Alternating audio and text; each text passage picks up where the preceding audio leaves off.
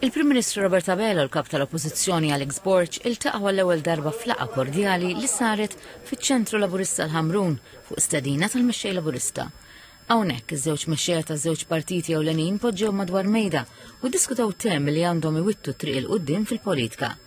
Wara li ħadu bidejn xulxin, quddiem il-bib tal-Uffiċċju tal-Mexxej Laburista fit-tielet sular taċ-Ċentru Nazzjonali Laburista daħlu u għamlu indirizz qasir fil-preżenza tal-ġurnalisti minn kmamar tal-aħbarijiet differenti.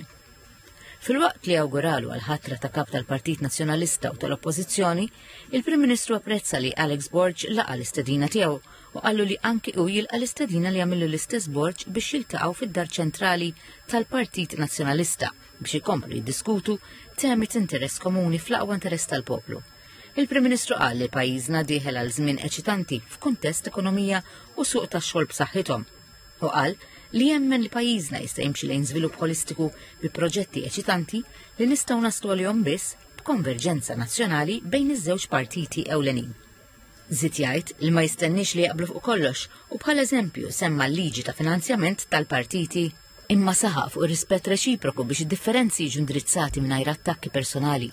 Dan biex jintbagħat messaġġ b'saħħtu u jissaħħu l-interess u l-għaqda nazzjonali. L-importanza tal-interess nazzjonali nerġa' nara anke f'kuntest ta' kif inħarsu lejn l-istituzzjonijiet mod ġenerali anke rispett li rridu nuru lejhom ġudikatura, kort tal-pulizija, avukat ġenerali ċertament meta mmorru barra mhux li nżommu l-bandiera l-bajda u l-ħamra tperper dejjem għalija dik hija xi ħaġa li hija importanti ferm.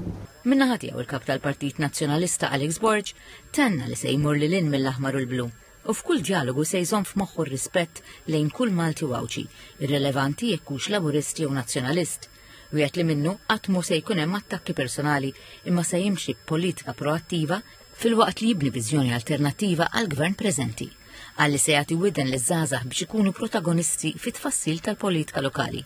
Jiena nagħti żgur li qatt ma taraw attakki personali per meta jkun hemm bżonn inżommu l-gvern in line nattakkaw dejjem il-punt politiku li forsi xi drabi ma nkunux qed naqblu flimkien u forsi minn naħa tagħna nħossu li mhux dejjem forsi jkun fl-interess tal-poplu Malti u Awċi kollu. Fi stqarrija mill-Partit Laburista fil-bidu tal-ġimgħa kien ingħad li din l-istedina saret biex jiġi diskussi x-xogħol politiku li minnu jgawdu ċ-ċittadini Maltin u Awċin. Din kienet l-ewwel laqgħa ta' Alex Borg mal-Prim Ministru wara li ġie elett kap tal-Partit Nazzjonalista fl-elezzjoni tas-Sibt li għadda.